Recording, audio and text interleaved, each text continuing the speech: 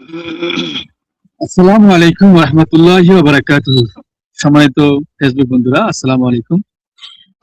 আজকে আলোচনায় অংশগ্রহণ করছেন আমাদের সম্মানিত অতিথি মোহাম্মদ ফারুক হোসেন শুভ। তিনি আমার সাথে যুক্ত হয়েছেন ময়মনসিংহ থেকে। আমাদের আজকে আলোচনার বিষয়ে আমরা ধাপে ধাপে বর্তমান সমসাময়িক যে প্রেক্ষাপটের উপর যে বিষয়গুলো আছে এই বিষয়গুলো আমরা আলোচনা করবো এবং আমাদের অতিথির কাছ থেকে শুনবো। তো প্রিয় অতিথি, আপনি কেমন আছেন? জি, আসসালামু আলাইকুম রহমতুল্লাহ।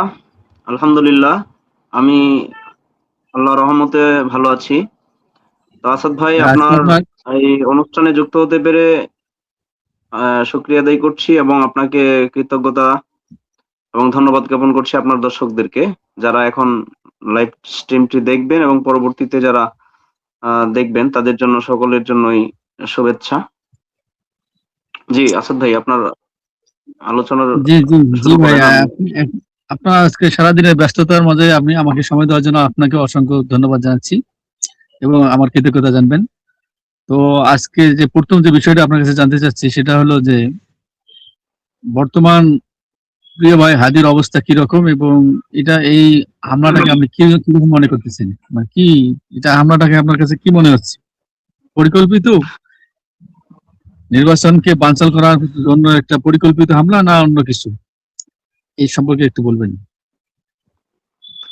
দেখুন, আসলে এখানে আমি ক্লিয়ারলি ভাবে নিজের ব্যক্তিগত মতামত প্রকাশ করতে পারবো, এবং পাশাপাশি আমি গণমাধ্যমগুলোতে যে সংবাদ উঠে আসছে সেই আলোকে, সেগুলোর আলোকে ভিত্তি করে কিছু কথা রাখতে পারি। কিন্তু প্রথমত হচ্ছে যে আমি আমার নিজের ব্যক্তিগতভাবে যে যতটুকু আমার সোর্সদের মাধ্যমে বা আমার স্টাডির মাধ্যমে বা অ্যানালাইসিস এর মাধ্যমে যতটুকু আমি জানতে পারছি, আপনার প্রথম প্রশ্ন, আপনার ওই শরীফ ওসমান হাদিকে আসলে এই হত্যা করার যে পরিকল্পনা, সেটা কি আসলে নির্বাচন বানচাল করার জন্য কিনা? আমি আপনার উত্তরে বলবো যে এটা আসলে, আপনি হয়তো জানেন যে আমি বিগত কিছুদিন আগেও বলেছিলাম, আজ থেকে ৫ মাস আগে, যে একটা আমার কাছে একটা সোর্সের মাধ্যমে আমি একটা খবর পেয়েছিলাম, যেখানে আপনার সামিট গ্রুপের আজিজ, আওয়ামী জি লীগের জি একজন ফান্ড দাতা বলা হয় যাকে, বিশিষ্ট ক্যাডার বলা হয় তাকে। তো সেই সামিট গ্রুপের আজিজ আমেরিকায় বসে দেশের রাজনৈতিক যে প্রেক্ষাপটটা আছে, অর্থাৎ ২৪ পরবর্তী অভ্যুত্থানের পরে যে নতুন বাংলাদেশের যে সূচনা হয়েছে, সেই বাংলাদেশে আমরা লক্ষ্য করেছি যে আওয়ামী লীগ পতিত স্বৈরাচার হাসিনার যে দোসররা, তারা দেশের বাইরে অবস্থান নিচ্ছে। এখন পর্যন্ত আমাদের কাছে যে ইনফরমেশন গুলো আছে বা যতটুকু আমরা জানতে পারছি, তার প্রেক্ষাপট নিয়ে বলছি যে আমি গত ৫ থেকে ৬ মাস আগে আমার কাছে একটা নিউজ আসছিল। এটা আপনার বিশেষ একটা সোর্সের মাধ্যম থেকে আসছিল। তো সেখানে আমি শুনতে পেলাম বা যতটুকু জানতে পারলাম যে হাসিনার যেই ফ্যাসিস্ট স্বৈরাচার হাসিনার যে দোসর, তারা আমেরিকায় বসে তার ছেলে সজীব ওয়াজেদ জয়, তাকে তারা বসে বিশেষ বড় ধরনের একটা ফান্ডিং করেছে দেশে অস্থিতিশীল পরিস্থিতি তৈরি করার জন্য। তো এটা আসলে ৬ মাস আগের ঘটনা।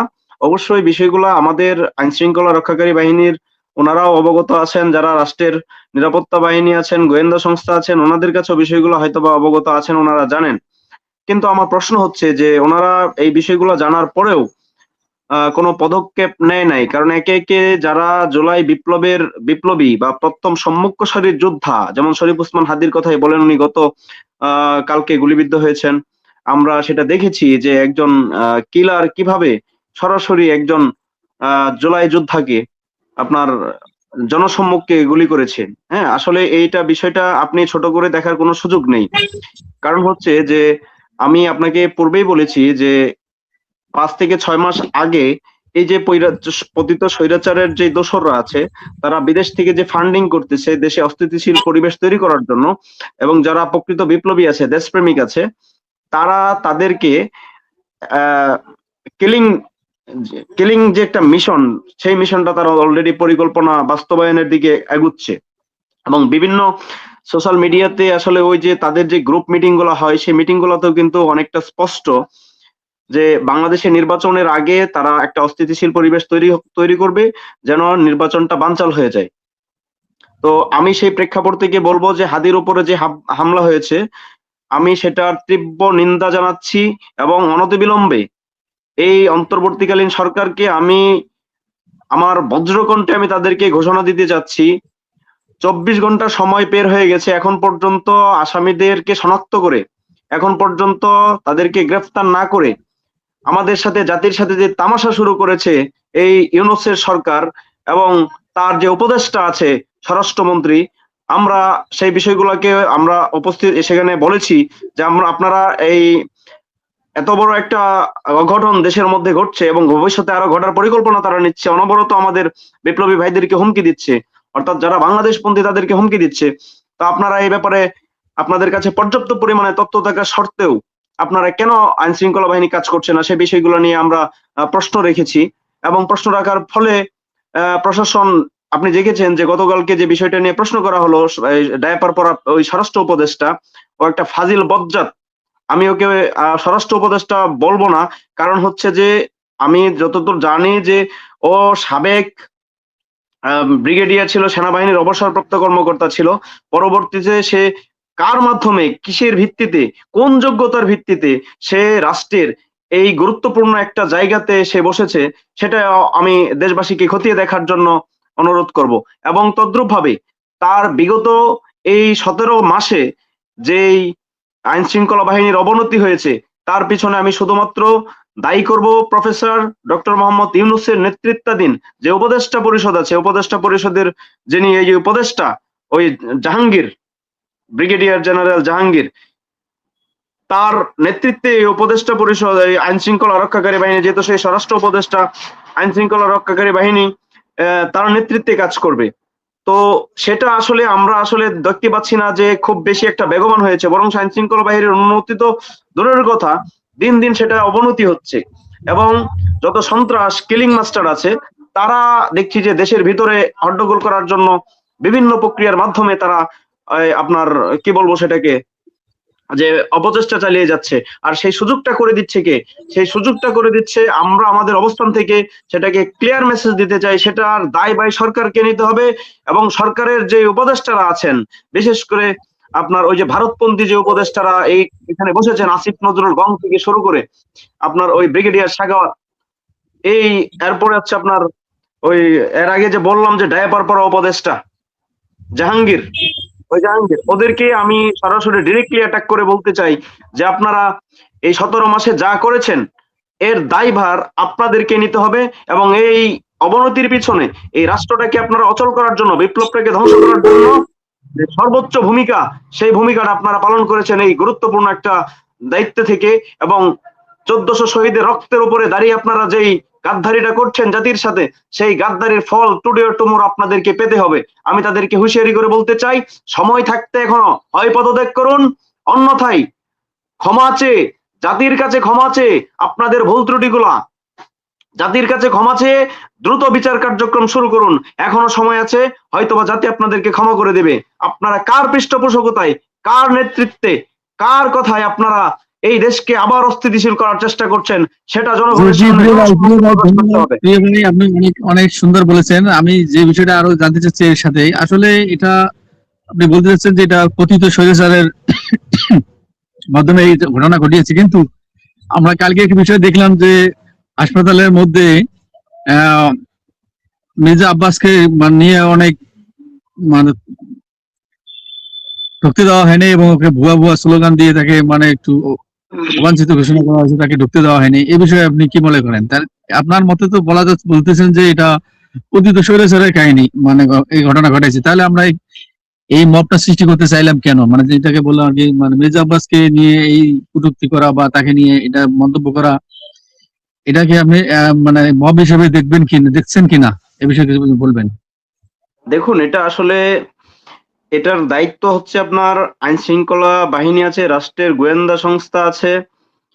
এটা যে পর্যন্ত না আপনার ঘটনার মূল হোতাকে সেটা যে পর্যন্ত খুঁজে না বের করা হবে, সে পর্যন্ত আপনি কোনো রাজনৈতিক দলের ব্যক্তিকে সরাসরি বলতে পারবেন না। তবে আমরা সেটাও আশঙ্কা মুক্ত নই যে একেবারে আপনার যেহেতু ঢাকা ৮ আসন একটা গুরুত্বপূর্ণ আসন, সে আসনের এমপি প্রার্থী, স্বতন্ত্র প্রার্থী শরীফ ওসমান হাদীর জনপ্রিয়তা এবং তার যেই রাজনৈতিক যে কৌশল, তার যে নির্বাচনী প্রচারণা এবং তার যে স্টেটমেন্ট, সেটা স্পষ্ট ভাষায় আমি বলতে পারি যে তিনি একজন স্পষ্টভাষী মানুষ।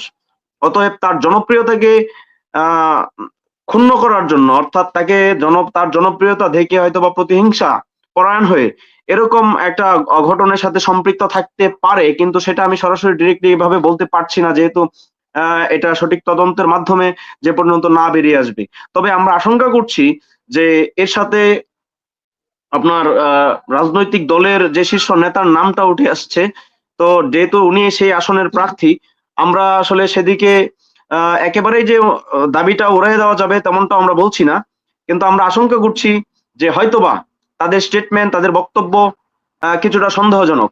আমি সেটা আশঙ্কা করছি যে এ ব্যাপারে আমার অবস্থান আমি আপনার সাথে আপনার দর্শকদেরকেও ক্লিয়ার করছি যে যেই ব্যক্তি আপনার ঢাকা ৮ আসনের বিএনপি থেকে, অর্থাৎ একটা দল থেকে, বিএনপির মনোনয়ন থেকে আপনার নির্বাচন করবেন ঢাকা ৮ আসন থেকে, সেই ব্যক্তিটি হচ্ছেন আপনার তাকে চান্দা আব্বাস বলে সবাই ডাকে এবং তিনি একজন মোটামুটি কিলার বলা যায়, হ্যাঁ, সন্ত্রাসী চান্দা আব্বাস। সরাসরি যদি আমি বলতে চাই তাহলে সে একজন চান্দাবাজ, কারণ আমি জানি যে ওখান থেকে বেনুলার কাছ থেকেও সে চান্দা তুলে তার টিম। হ্যাঁ, তো সেই ক্ষেত্রে চান্দা আব্বাস নামটা কিন্তু জনগণ এমনিই দেয় নাই, কারণ ৫ তারিখের আগের পরিবেশ আর ৫ তারিখের পরের পরিবেশ দুটাকে প্রেক্ষাপটটাকে যদি আমি একসাথে মিক্সড করি, তাহলে সেই ক্ষেত্রে বাংলাদেশের মানুষের বাক স্বাধীনতা এখন আর সেই হাসিনার আমল নাই যে আপনি বাক স্বাধীনতাকে কেড়ে নেবেন, কারণ এখন মানুষ কথা বলতে শিখে গেছে। হ্যাঁ, তো এই প্রেক্ষাপট থেকে আপনার জি প্রশ্নের জি উত্তরে যদি জি, আমি বলি ধন্যবাদ ভাই, আমি যে এটা বুঝতে কি পারছি মব আপনি নাকি, কি নো, বোঝাতে এটা চাচ্ছেন। মব না। এটা হচ্ছে আপনার, আমি আপনাকে বলছি, শোনেন, আমি আপনাকে বলছি আসাদ সাহেব, আমি আপনাকে জি বলছি বাংলাদেশ বাংলাদেশ এখন বর্তমানে যে ১৪০০ শহীদের রক্তের উপরে দাঁড়িয়ে যে বাংলাদেশ এই বিনির্মাণ হয়েছে, সেই বাংলাদেশের স্বাধীনতা এবং সার্বভৌমত্বকে রক্ষার জন্য যারা অতন্ত্র প্রহরী হিসেবে কাজ করছে, শুধুমাত্র আমাদের যে সেনাবাহিনী আছে বা আপনার সীমান্ত রক্ষা বাহিনী আছে, শুধু তারাই না, এদেশের সার্বভৌমত্ব রক্ষার জন্য যারা দেশপ্রেমিক ছাত্র আছে, জনতা আছে এবং সাধারণ মানুষ আছে, তারা বাংলাদেশকে বুকে আগলে রাখতে চাই, তবু ওই পার্শ্ববর্তী রাষ্ট্রের কাছে মাথা নত করতে দেবে না। পার্শ্ববর্তী রাষ্ট্রের কোনো আপনার যেটা পরিকল্পনা বা ষড়যন্ত্র, সেই ষড়যন্ত্রের এটা সামনে বাস্তবে হতে দেবে না। এই এই বাংলাদেশের মানুষ, যারা দেশপ্রেমিক জনতা আছে, তারা কখনো মাথা নত করবে না। অতএব যারা এই ধরনের পৃষ্ঠপোষকতায় লিপ্ত আছেন, তাদেরকে পরিষ্কার ভাষায় বলে দিতে চাই, একটা বিপ্লব হয়েছে ২৪-এ স্বৈরাচারের বিরুদ্ধে এবং আরেকটা বিপ্লব হবে পতিত নব্য স্বৈরাচারের বিরুদ্ধে হবে, সেটাও আমি আপনাদেরকে, আপনার মাধ্যমে আমি দেশবাসীকে জানিয়ে রাখতে চাই। জি প্রিয় ভাই, ধন্যবাদ, আপনি অনেক সুন্দর বলেছেন।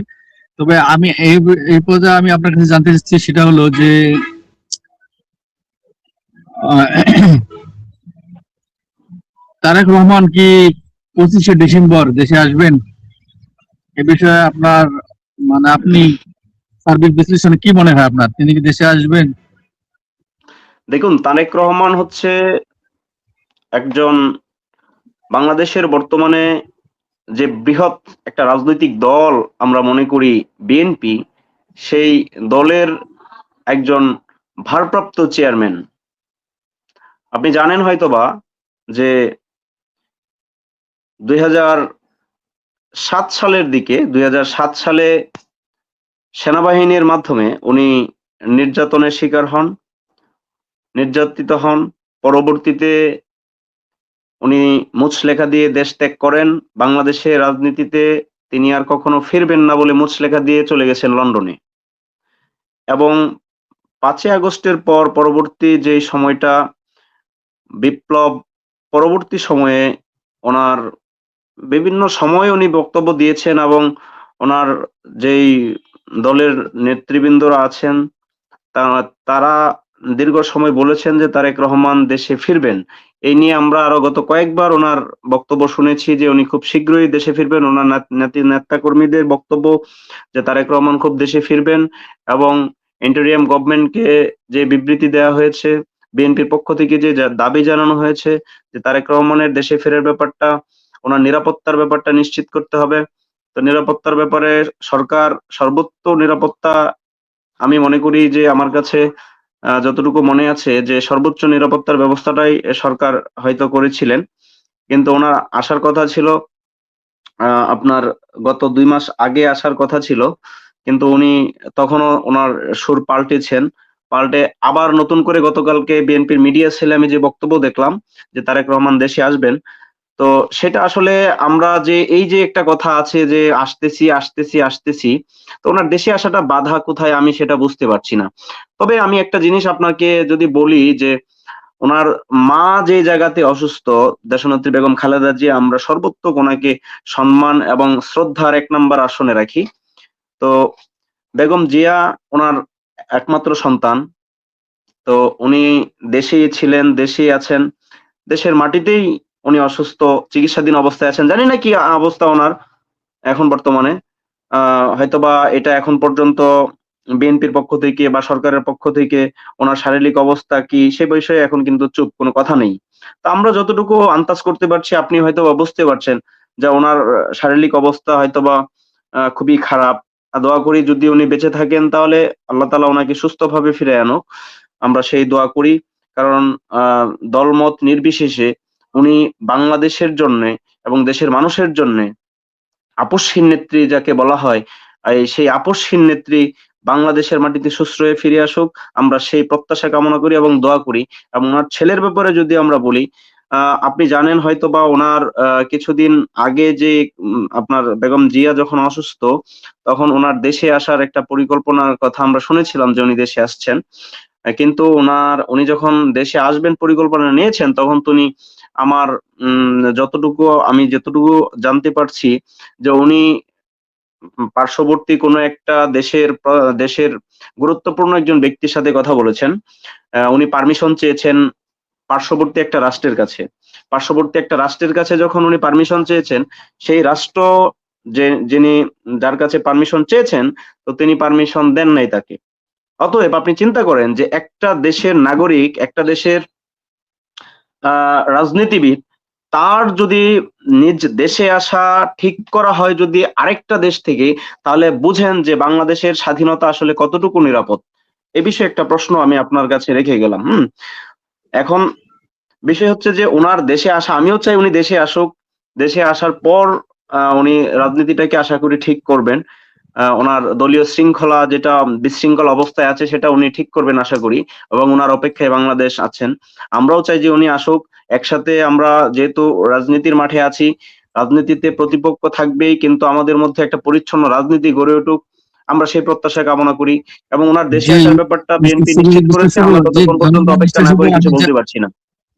জি মিস্টার শুভ, আমি আরেকটা বিষয়, সর্বশেষ আরেকটা বিষয় আপনার কাছে আপনার মাধ্যমে জানতে চাচ্ছি, সেটা হলো যে জামাতে ইসলাম বর্তমান যে রাজনীতি প্রেক্ষাপটে এটা মানে সবচেয়ে গুরুত্বপূর্ণ দল।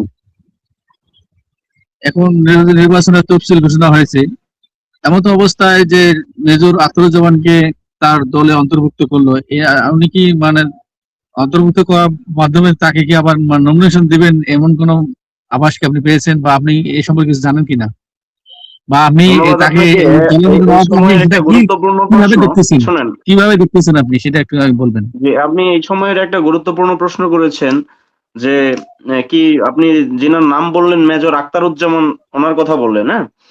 তো জি ওনাকে জামাত ইসলামীতে উনি যোগদান করেছেন।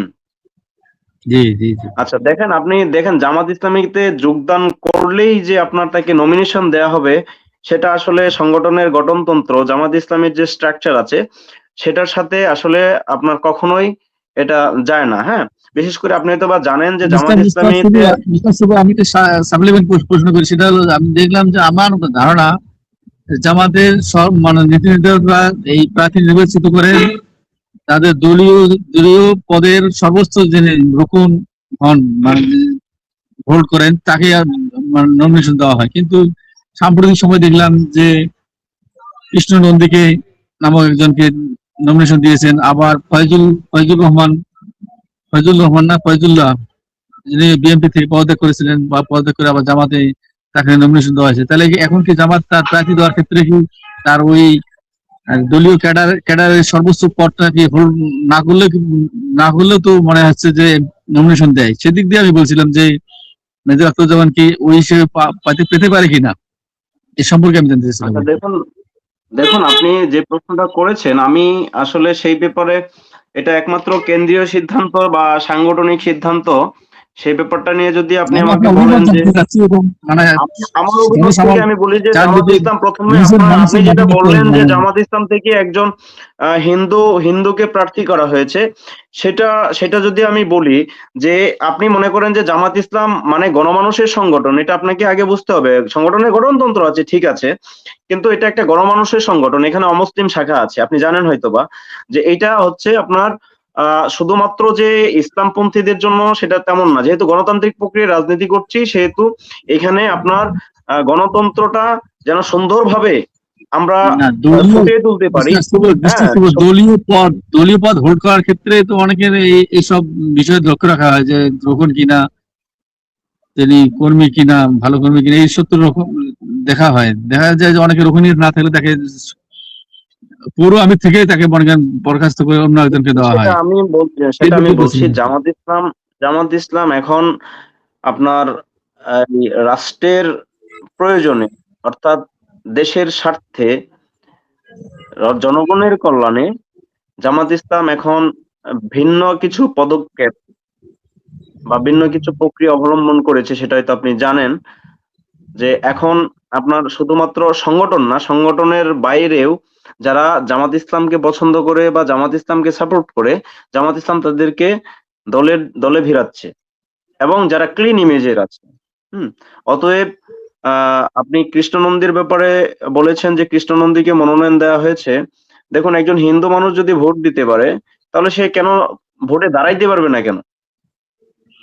না, দাঁড়াইতে পারবে না, এটা এ নিয়ে আমার কোনো মানে মানে অভিমত নাই। আমি আপনাকে মানে বলছি, বিয়োগ না, আমি আপনার দেখেন, আমার আমি বিয়োগ হলো আপনার যে আপনার আপনার কথাটা জামাতের ভোট আমি প্রার্থী ইতিবাচক ইতিবাচক নির্বাচনের হিসেবে ক্ষেত্রে। নিয়েছি আপনার কথাটা, হ্যাঁ, আপনার কথাটা আমি ইতিবাচক হিসেবে নিয়েছি। আমি কৃষ্ণনন্দীর ব্যাপারে যদি বলেন, আমি তো বলছি আপনাকে যে যদি কোনো হিন্দুদের ভোটের যদি আমরা প্রত্যাশা করতে পারি, আমাদের হিন্দু ভাই বোনেরা আছেন, ওনাদের ভোট যদি আমাদের প্রয়োজন হয়, তাহলে আমরা তাদেরকে প্রার্থী হিসেবে অবশ্যই আপনার প্রার্থী করতে পারি। হ্যাঁ, এটা তাদের গণতান্ত্রিক অধিকার, রাষ্ট্রীয় অধিকার, একজন নাগরিক হিসেবে এটা তার অধিকার। ঠিক আপনি মেজর আক্তারের কথা বলছেন, উনি জামাত ইসলামে যোগদান করেছেন। তো আমার ব্যক্তিগত অভিমত হচ্ছে যে জামাত ইসলাম রাজনীতিতে এখন যেই রাজনীতির মাঠে যে খেলা খেলছে, সেটা আসলে আপনার শুধুমাত্র সংগঠন ভিত্তিক যে খেলা খেলছে সেটা না, সংগঠনের বাইরেও তারা নতুন কিছু আপনার ওই মেটিকুলাস সেখানে যুক্ত করেছে। হ্যাঁ, তো আমি আশা করছি যে হয়তোবা মেজর আক্তারের ব্যাপারে কি হয় সেটা হয়তোবা পরবর্তীতে জানা যাবে, কিন্তু এই মুহূর্তে আমি এই ব্যাপারে কোনো মন্তব্য করতে আগ্রহী না। ও, ধন্যবাদ। ধন্যবাদ মিস্টার শুভ, আপনার মূল্যবান সময় আমাকে দেওয়ার জন্য। আজকের মতো আমি এখানেই বিদায় নিতে চাচ্ছি। ভালো থাকবেন। জি, জি, ধন্যবাদ। জি, জি, ধন্যবাদ আপনাকে আসাদ ভাই। Thank you.